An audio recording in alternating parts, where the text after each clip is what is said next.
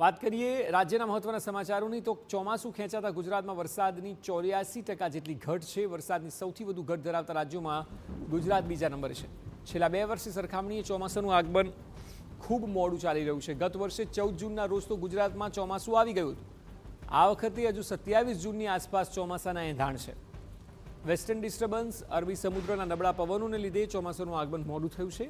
સામાન્ય રીતે ગુજરાતમાં ચોમાસાની સત્તાવાર એન્ટ્રીનો સમય 15 જૂન માનવામાં આવે છે, પરંતુ આ વખતે દેશમાં જ ચોમાસાની એન્ટ્રી તેના સત્તાવાર સમય કરતાં 3 દિવસ મોડી થઈ હતી। શરૂઆતમાં રફતાર પકડ્યા બાદ ચોમાસું 13 દિવસ સુધી અટકી પડ્યું હતું। જોકે હવે તેણે ફરી એકવાર ગતિ પકડી છે, પરંતુ વરસાદ લંબાવાને લીધે ચોમાસામાં અત્યાર સુધીની સિઝનમાં ગુજરાતમાં 84% વરસાદની ઘટ નોંધાઈ છે। વરસાદની ઘટના મામલે પ્રથમ નંબરે મહારાષ્ટ્ર છે, જે બાદ બીજા નંબરે ગુજરાત। ગુજરાત અને મહારાષ્ટ્ર તરફ ભેજવાળા પવન પૂરતા પ્રમાણમાં નહીં હોય, આ વખતે ઓછો વરસાદ નોંધાયો છે।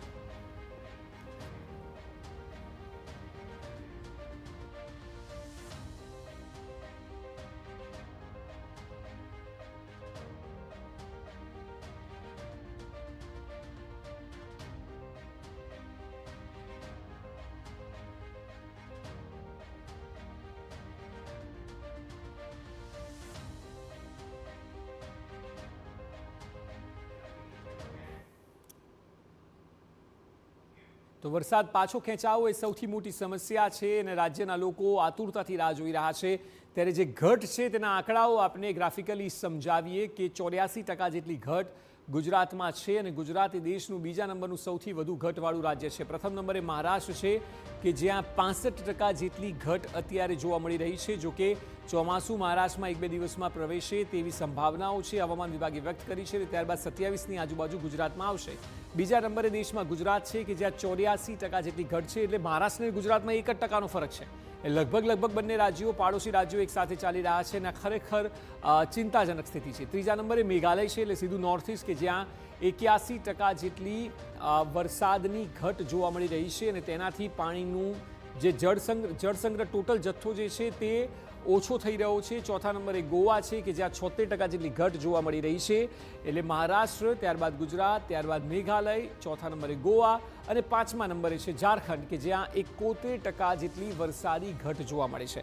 એટલે સિઝન ઓવરઓલ જ મોડી ચાલુ થઈ છે અને તેમાં પણ ગુજરાતમાં તો હજુ સુધી આવી નથી। અત્યારે જે આપ જોઈ રહ્યા છો વરસાદ કદાચ આપના જિલ્લાઓમાં હશે તે પ્રી મોન્સૂન છે, તે વરસાદની સિઝન નથી અને એટલા માટે 27થી 30ની વચ્ચે વરસાદની સિઝનની એન્ટ્રી થાય તેવું ચોમાસાનો પ્રારંભ થાય તેવી આગાહી કરાઈ છે। વર્ષ 2021માં ચોમાસું વહેલું આવ્યું હતું, એટલે આજની તારીખમાં કમ્પેર કરજો, આ વખતે 27 જૂન છે, પરંતુ 21માં તો 9 જૂને ચોમાસાનું આગમન થઈ ગયું હતું અને ત્યારે જ વરસાદની શરૂઆત રાજ્યમાં થઈ ગઈ હતી અને અત્યારે ખૂબ ડીલે છે। ત્યારબાદ જો 2022માં 13 જૂનના રોજ ચોમાસાની સત્તાવાર એન્ટ્રી થઈ, એટલે 21માં 9 જૂન, 22માં 13 જૂન અને વર્ષ 2023માં ચોમાસું મોડું આવ્યું, જે 25 જૂનના રોજ ચોમાસાનું આગમન થયું। આ વખતે તો 27 જૂન, એટલે આ 2023 કરતાં પણ મોડું છે।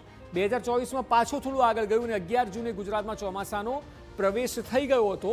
એટલે 2025માં જુઓ તો 14 જૂને ચોમાસાની સત્તાવાર એન્ટ્રી થઈ હતી, જ્યારે આ વખતે 27 જૂન, એટલે 14 જૂનથી પણ 13 દિવસ મોડા 2026ની સ્થિતિ છે કે જ્યાં 27થી 30 જૂન સુધી વરસાદ આવે, ચોમાસાની એન્ટ્રી થાય તેવી હવામાન વિભાગે આગાહી વ્યક્ત કરી છે। તો છેલ્લા 5 વર્ષમાં આપણે જણાવીએ કે જૂનમાં કેટલો વરસાદ થયો છે। સૌથી વધુ વરસાદ 2025માં નોંધાયો હતો। છેલ્લા 5 વર્ષની સરખામણી આપણે કરી રહ્યા છીએ। જૂનના અંત સુધીમાં વર્ષ 2025માં 11.40 ઇંચ જેટલો વરસાદ, એટલે ખૂબ સારો વરસાદ કહી શકાય, જે જૂન મહિનાની શરૂઆતથી જ વરસાદની સિઝનની શરૂઆતથી જોવા મળ્યો હતો।